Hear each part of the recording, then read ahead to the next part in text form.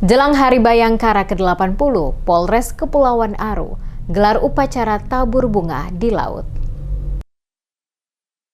Menjelang peringatan Hari Bayangkara ke-80 tahun 2026, Polres Kepulauan Aru menggelar upacara tabur bunga di laut di dermaga Pelabuhan Yosudarso Dobo, 24 Juni 2026.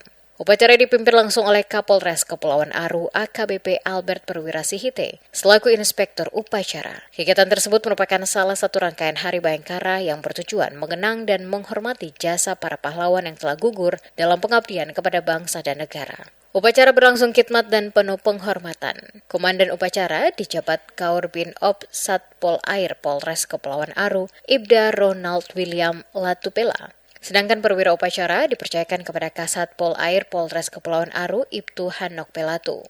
Rangkaian kegiatan diawali dengan penghormatan kepada arwah para pahlawan. Dilanjutkan mengeningkan cipta yang dipimpin Inspektur Upacara.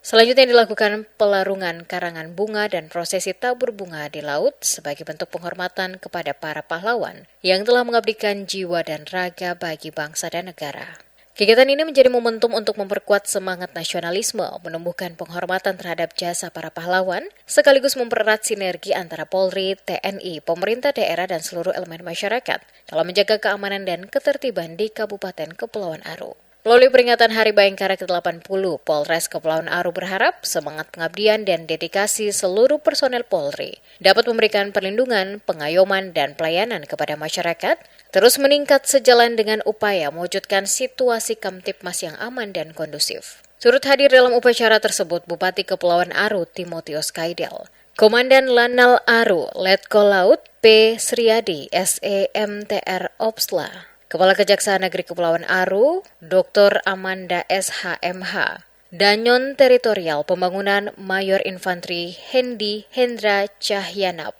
SAP, dan Ramil 150303 Dobo, Kapten Infantri Edi Patimin, dan Subden POM Kepulauan Aru, Kapten CPM Kawanunu Adam, dan Pos TNI AU Letda Lek Surya Darmawan, para pejabat utama Polres Kepulauan Aru serta Bayangkari Cabang Kepulauan Aru.